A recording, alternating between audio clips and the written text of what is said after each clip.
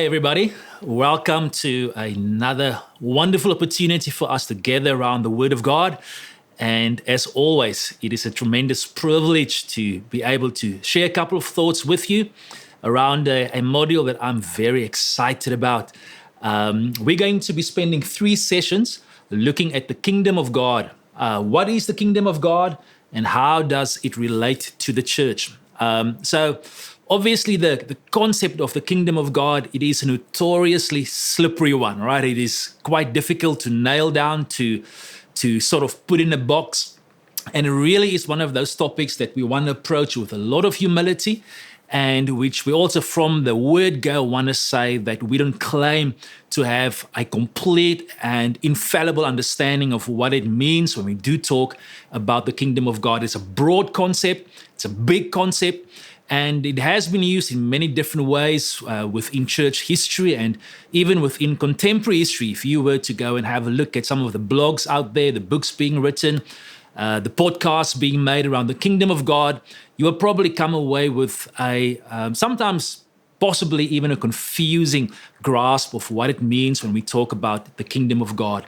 And so we want to go into this humbly, we want to go into this cautiously, but excitedly as well. And we will be having 3 sessions. The first session today, we will be taking a look at some of the broad definitions. What do we mean when we talk about the kingdom of God? And we'll be looking at that. And the next session, we will be looking at the centrality of Christ and how important it is that whenever we talk about the kingdom of God, we have to talk about the King, who is Jesus. And then the last session, we will be taking a look at the relationship between the church and the kingdom. Is the church the kingdom? Is the kingdom the church? How do the two connect to each other? How do they play out practically? So I'm glad that you are here, wherever you might be. Maybe you're sitting as part of a bigger class. Maybe you're doing this online all by yourself. But what I do know is the Holy Spirit is with you. You've got the Word of God with you. You've got the presence of God with you.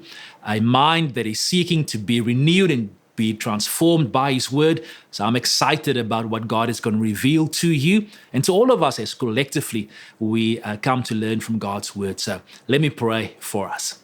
Father, we thank you for this opportunity that we do have, God. It's an amazing opportunity.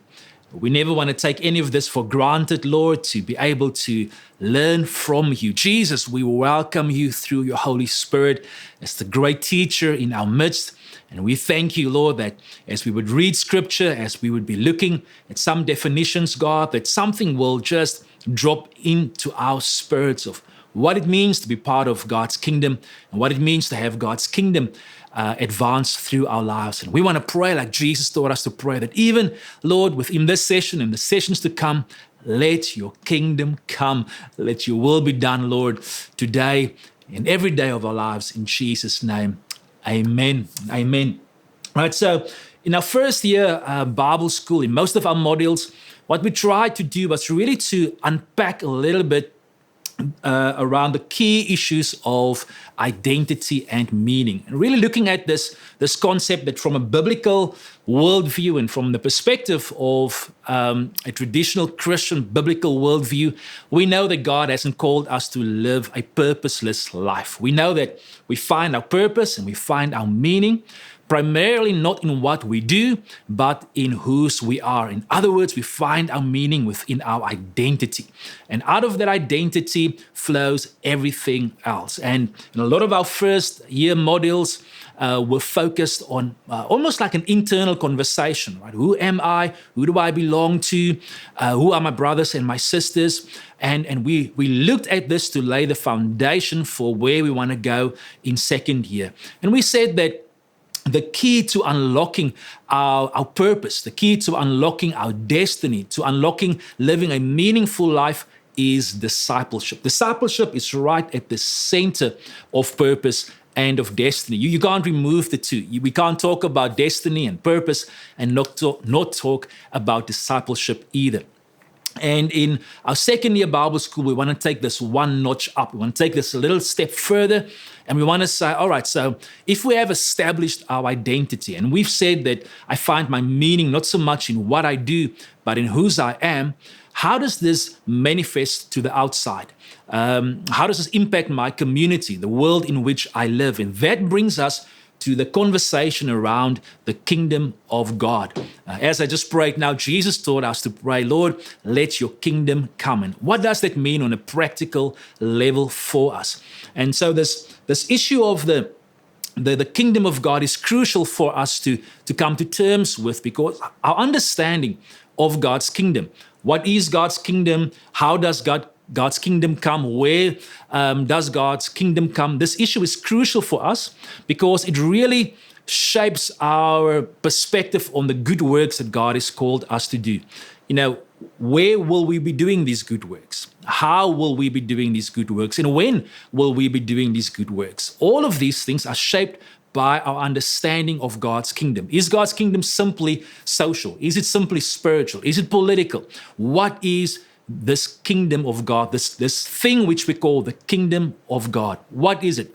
And when we try and wrestle with this concept, I'm reminded of what was probably 15, 20 years ago or so, when we had these, what we call stereograms. Some of you guys might remember that. You had these multicolored psychedelic squiggles and patterns and stuff, and you would find people randomly coming to a standstill in the mall, shopping center, and staring at this picture, trying to make sense of what looked like a very confusing, just dots and squiggles put together. It led to many a headache. But eventually, hopefully, you would come to this 3D picture, this picture that was hiding away of this dinosaur or this mountain or whatever it might have been. And when we look today at some of the popular notions around God's kingdom, it can be a little bit as confusing like that. You've got to take a good hard look, and you might even walk away with a bit of a headache trying to make sense of all of that. And we want to try and distill this a little bit and bring it to one or two workable definitions. Jesus, of course, asked us this question as well. What is the kingdom of God like? What shall I compare it to? In session 2, we'll unpack this parable a little bit, 3 or 4 parables that Jesus uses to demonstrate the kingdom of God. But it is an important question. What is the kingdom of God? What is God's kingdom? And as we get into this module, I want to ask you to take a moment or two and just reflect. Right? Just think for yourself, take a couple of seconds, and think to yourself, what is a verse or an image that comes up in your mind or in your heart when we say the kingdom of God? You might have grown up in church, or maybe you haven't. Maybe you've just come into Christianity. But somewhere down the line, you would have heard something about God's kingdom. Think about that for a few minutes. If you're by yourself, just jot it down. If you are with a class, maybe just turn to somebody else and just share with them a verse that comes to your mind immediately when we talk about God's kingdom. What do you think of? Maybe could even be a song or picture that talks to you about God's kingdom. We'll give you a few minutes just to discuss this quickly.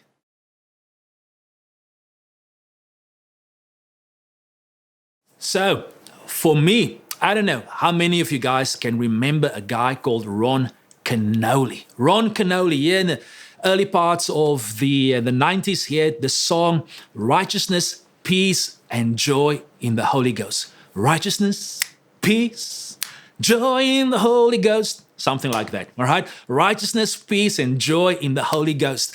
It's such a powerful song that still is in my heart when I think about God's kingdom. And of course, it comes from Romans 14, verse 17, that says that the kingdom of God is not in eating and drinking, but it is in righteousness, it's in peace, and it is in joy in the Holy Ghost. And so for me, when I think of God's kingdom, immediately that song comes to mind. Righteousness, peace, and joy in the Holy Ghost. Another verse that sort of just pops up in my spirit is obviously the well-known one in Matthew 6:33, where Jesus says, seek first God's kingdom, and all these things shall be added to you. Or maybe even where Jesus talks about the kingdom of God as a mustard seed, right? That falls in the ground, dies. It starts off small, then it grows and becomes a mighty tree. And I wish I could have been there to hear some of your verses and some of the concepts that you came up with regarding the kingdom of God.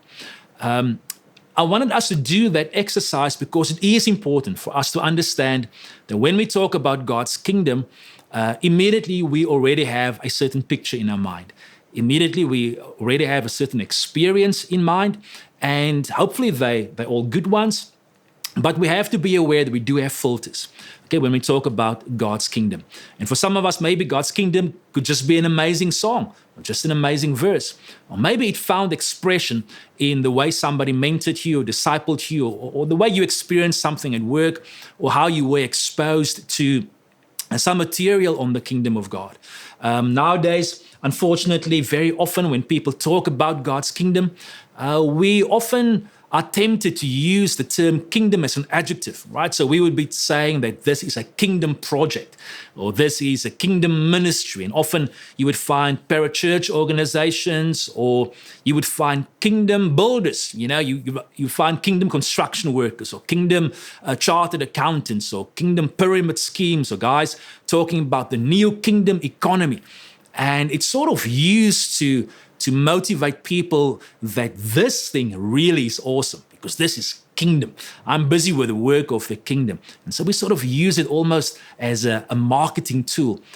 Some people use the word kingdom to contrast kingdom to the church. In other words, to say, hey, I'm not busy with church work. I'm not busy with the church politics. I'm not busy building a church. I'm busy with kingdom work, and sort of almost to say, man, I'm steering away from the church stuff. I'm busy with the kingdom. I belong to the kingdom, but the church, I'm not really going there. And both of those two notions are really sad because we don't do justice to the term kingdom. And so it should not really be that surprising to us, of course, in the Western world especially.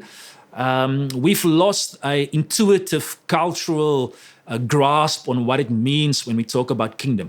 For many of us, probably the closest thing we can think of when we think of a kingdom would be the Windsors of Great Britain. And even then, when we think of them, I don't know about you, but you'd probably be thinking about amazing, elaborate weddings and ceremonies and their family life and fundraisers and those sorts of things, which is a far, far stretch away from the kingdoms historically, which we saw in biblical times. And so we want to drill down a little bit into what are some of the predominant notions when we talk about kingdom, the kingdom of God, especially within the Western church. Scott McKnight wrote this book, Kingdom Conspiracy, Returning to the Radical Mission of the Local Church. And he summarizes two worldviews when it comes to the kingdom of God. And the first one that he identifies is what he calls the political kingdom view. Now, even within the political kingdom view, there are a whole lot of nuances. And so we're not going to spend time on each one of them, but just broadly, we're going to have a look at that. The political kingdom view, basically, in essence, what this view around the kingdom of God says is that the kingdom of God is there where social justice and social good is being done. So the kingdom of God is within every facet and within every sphere of society where there's good that's being done. In fact, if we read what McKnight said, he said that the kingdom means good deeds done by good people, Christian or not, in the public sector for the common good. Good deeds done by good people, Christian or not, within the public sector for the common good, right? So that means that whenever we see the poor being fed, whenever we see systemic injustice being addressed, whenever we see someone standing up against oppression, fighting for the marginalized, that is God's kingdom that is coming there. And so it finds expression within this courage to fight for what is just, to fight for what is really against oppression and against wickedness around us. This is fed quite a lot by modern theological views on the historical Jesus. And so a lot of the theologians that prescribe to this worldview would look at Jesus and would say that Jesus and his disciples lived within a very specific environment. They lived within, Jesus, for instance, was born to a very poor family, who lived in a poor community, who lived in a forgotten part of the world. And they see Jesus as an upstart peasant, someone who preached and who organized communities that were almost subversive, in the sense that they went against the grain of the Roman Empire and the Judean nobility who were further exploiting the people. And so in essence, they see the kingdom of God when Jesus, or when the Gospels speak about Jesus, who went about and preached the gospel of the kingdom, they look at this and they see Jesus going up and challenging the status quo. Jesus going up and challenging the way women were being treated, the way children were being treated, the way that the marginalized were being treated. And they see this as the main gist and the main thrust of the kingdom of God. So whenever you see the kingdom of God, there you will see social action taking place. Now, of course, we can see the danger in this. It is very easy to just gloss over this and to say this is an oversimplification. But what we do want to acknowledge is that it is impossible to preach Christ and not to preach against injustice. It is impossible to say that Jesus is king and not to identify and to look at where injustices are taking place, because Jesus' life indeed was a very, very deliberate challenge against the injustices of his day. And so we have to understand as well that when we lose sight of the social dimension of the kingdom of God, then we become inactive and we become silent, and much damage has been done to the name of Christ and to the legitimacy of the church, because the church sat back and allowed evil just to have its way, social injustice just to run its course, because of the fact that we did not embrace the social dimension of the kingdom of God.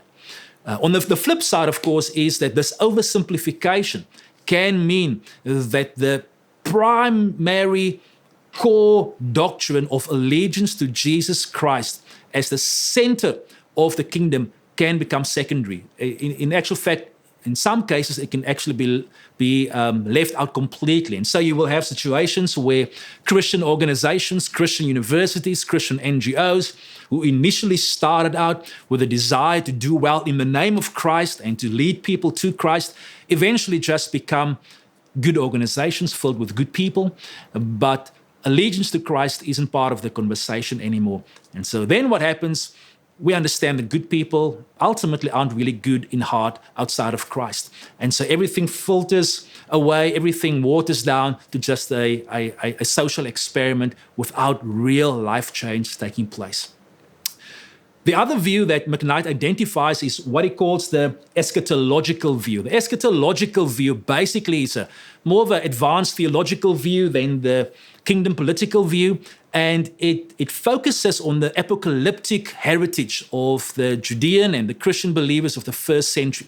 Now, apocalyptic simply means revelation, and it speaks about this growing desire, this passion, this almost desperation that took hold of the hearts of the believers and the people of Israel during the first century, where they had an expectation that God was going to reveal himself, that God was going to intervene, and that he was going to do something dramatic through a revelation of his power and of who he is. And we see a guy like George Ladd, for instance, just bring a beautiful definition to this. I want to read for us. It says, the kingdom of God is the redemptive reign of God, dynamically active to establish his rule among men. And this kingdom, which will appear as an apocalyptic act at the end of the age, has already come into human history in the person and mission of Jesus to overcome evil, to deliver men from its power, and to bring them into the blessings of God's reign. So what this expression is concerned about is, what is the kingdom of God and when will the kingdom of God come? What is the kingdom of God? And we see the what as a series of interventions. Every time that God intervenes in the history of man, every time that God intervenes in the life of man, that is the kingdom. And they see that this kingdom started coming with the birth of Jesus and the coming of Jesus. In other words, with they talk about the kingdom that is now and the kingdom that is yet to be. So this started with Jesus coming, and this will be consummated, it will be completed in its final shape and form when Jesus returns. And so whenever we see somebody coming to salvation, whenever we see a marriage restored, whenever we see people coming together in worship, whenever we see evil being challenged by the goodness and the holiness of God. The reign of God, in other words, is what the eschatological kingdom view espouses. It says, wherever we see the reign of God, God's redemptive power breaking through to save, to restore, to heal, to reconcile, that is God's kingdom. And so God's kingdom, for this view, is God's rule. God's rule equals God's kingdom. So wherever you see God's rule, God's reign, God's order that takes chaotic circumstances and brokenness and evil and brings it into the order of God's economy, that is where God's kingdom is. And there's such a lot of good about this. There's such a lot of sound wisdom to be found within this view, and this is indeed probably the dominant view within Protestant evangelical circles, that the kingdom is the kingdom that is now, but it's also the kingdom that is yet to come. And it finds expression through the reign of God, with God as the sovereign agent predominantly. And so God is the initiator, God is the one that does this. This does, however, also open up a few challenges for us, because if we, on the one hand, we say that it is about the rule and the reign of God, and we say that God's rule and reign is cosmic, in other words, his reign is established over everything, it then begs the question, if we have a judge, for instance, a secular judge doesn't acknowledge God, for all practical intents and purposes, might even be opposed to God, but he gives a just verdict on a case. Is that the kingdom of God? If somebody mows their lawn, the lawn was chaotic, mows the lawn, brings beauty to that place, is that the kingdom of God? Somebody servicing their car, somebody changing their baby's nappy, is that the kingdom of God? And what then happens, the challenge is the kingdom of God almost becomes everything and at the same time becomes nothing. In other words, there is now no more a distinction between what is God's kingdom and what isn't God's kingdom, because what the eschatological view leaves out is the agency of humanity. In other words, where does God's reign and God's rule manifest through? Is it sovereign and cosmic and involuntary and will have its way irrespective of the human agents, or is there a location for God's kingdom as well? We'll be looking at this a little bit more in our last session. A last viewpoint besides the kingdom political view, the eschatological view, is the spiritual view of the kingdom. And this is sort of a view that has been coming to the fore a little bit more predominantly lately. It has its roots in the early Pentecostal charismatic movement that said that wherever you have God's kingdom, you have signs and wonders. Whenever you have God's kingdom, you have a mystic, almost supernatural experience taking place at the same time. And so whenever somebody steps into the kingdom of God or experiences the kingdom of God, they will experience a very real, very personal, very almost mystic experiential awareness of God's transcendence, God's holiness. So that could be supernatural joy, supernatural peace coming upon them. That could be physical bodies being healed. In other words, where God's kingdom comes, there's a supernatural invasion that is also taking place of the normal life of an individual. Of course, we have to give this a lot of credit scripturally. It's clear that when we look at scripture, we see God's kingdom. Jesus preached the gospel. Paul preached the gospel of the kingdom in word and in power. We see manifestation. We see deliverance taking place. We see salvations taking place, healings taking place, all of these things taking place, and people experiencing this in a very real way, not just academically, but in a way that they could understand, in a way that made sense to them. The danger, again, with this is that if we elevate the mystical and the supernatural to the ultimate expression of God's kingdom, in other words, to say, there where I have a mystical supernatural experience, that is God's kingdom. And then to take that even further and to say, there where there is not a supernatural, mystical experience of God, that is not God's kingdom. We elevate something and we make something that can be very subjective the ultimate expression of God's kingdom, which of course is a danger, because what it then does is it actually removes the socio-political background of the context of God's kingdom. And it replaces that with a modern experience, and if we're honest, our modern day experiences are very often, especially in the Western world, individualistic and consumeristic. So in other words, it's about me, it's about my personal experience, about how I experience and perceive things. And we forget the fact that the kingdom of God, the whole concept and the notion of the kingdom of God did not come about within a vacuum.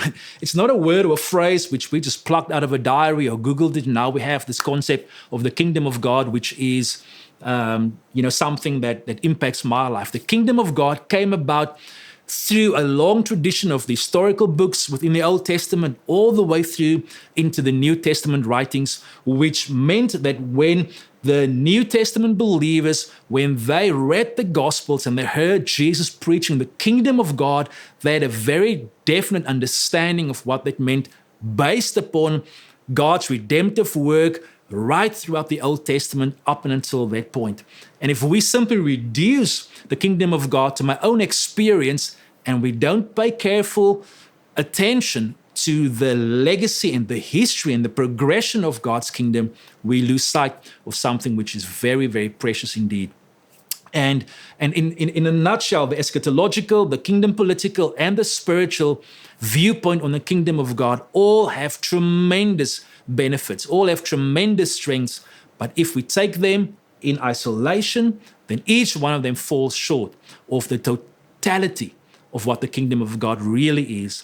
And what we want to advocate at Bible School is to say to us, let's approach this topic with humility. Let's look at all of these facets, the fact that the kingdom of God is spiritual, the fact the kingdom of God is social, the fact the kingdom of God is personal. It is all of those three and more. Then we believe we've got a more healthy understanding of what the kingdom of God really is.